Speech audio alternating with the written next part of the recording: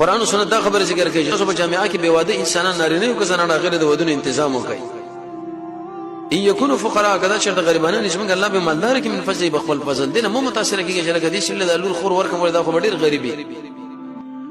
دا بس کیږي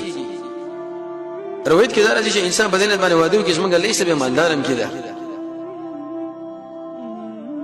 حدیث کې دا راغلی چې درې کسان رسول الله صلی الله علیه وسلم دغه کور خواله د نبی صلی الله علیه وسلم د عمل په اړه کې تاسو کې ویغه د روزي نشي د شي عملونه کوي یو ویل اما انا فاعتزل النساء فلا اتزوج ابدا زبل كل زنانون زان جدا کوم او د سره واده کوم محمد رسول الله چراغ صلی الله علیه وسلم ویل فمن رغب عن سنتي فليس مني چې زما د سنت نه مخ وړو وې دا سړی ګوره بالکل زما د امت نه بیان دی څومره سخت خبرې دي ګرانه خبرې دي ابن حجر اسقلانی فرمایي چې زما طریقې پرې خو د بل طریقه باندې روان شو دغه انسان ځان لګړ وړي پیدا کړه د په بل خو باندې لاړو د دې وجه امام غزالی رحمه الله په احیاء العلوم کې دا خبره ذکر کړې ده وکله چې انسان د فرش حفاظت وکي معنا واده وکي ځان صحیح استعمال کړي د شي انسان له بدانه سلام زیات شي او د دې انسان هغه کوئی شهوانی دا به کنټرول شي د دې وجه نه واده کول کې چې بده باندې حفاظت د فرض راځي علماء چې ډېری فائدې ذکر کړې دي یو فائدہ پکې دا چې د انسان له الله بچي ورکی د څومره وجدار نعمت کېستا عمر بن الخطاب فرمایي وجزمات شانه یو بچي پیدا شو په ټول عمر کې بسم الله وای سبحان الله وای وکدا مسله شرط په دنیا کې نه وینم مال نه دا ژوند مثلا نه انتخاب او به شکل په بچي باندې سړی د قران تعلیم وکي دیندار بچي دا کمال بچی راوړل دا په واده کې کیږي حفاظت د فرج مر باندې وشو دا مسله مراله د نکاح مقصود هم دا خبره ده یو خو بده کې رب العالمین محبت صلی الله علیه و محمد رسول الله محبت راځي نبی صلی الله علیه وسلم فرمایي انسان چې کله مړ شي او نیک بچی دنه پاتې شي دا بدله دعاګانې غواړي او کله چې دا بچی په ماشوموالي کې مړ شي د پلار له سفارش کوي دا ټول کمالونه په دې کې راځي چې انسان د فرش حفاظت وکړي د فرش حفاظت د امر د واده تنظیم زله برابر کړي څومره ښه دغه فائدہ به دا ذکر کړی دا کسر الشهوه انسان چې کله د واده اهتمام وکړي د فرش حفاظت بور باندې وشي شهوت بور باندې کنټرول شي د ابلیس نور باندې بچیږي د ابلیس نه په دې باندې انسان د نظر کنټرول کیږي او کله چې د انسان د نظر کنټرول وشو بس دا به غلط استعمالي کوم نه ابلیس په دې باندې راځم نه او نور مصیبتونه کوم نه واقع کیږي درې مجمه فائدہ دا ذکر کړی دا ترویح النفس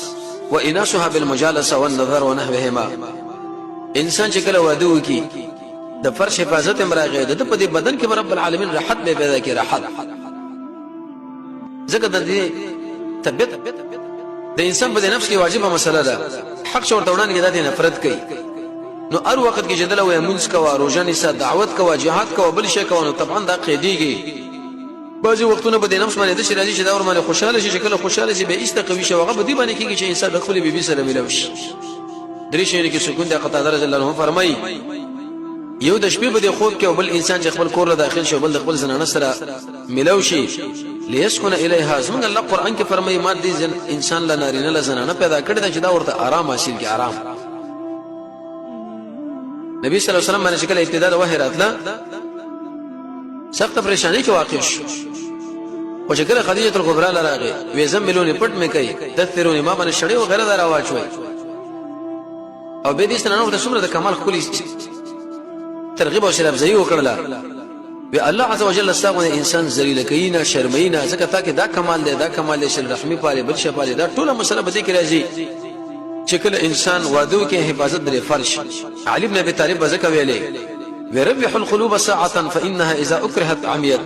تخبل زلون لږ زره راحت ورکړي ځکه چې کله به دې باندې زور وکړي چې دا بیړندې کې هیڅ به انسان ستړي کېږي او شلې د منځ شي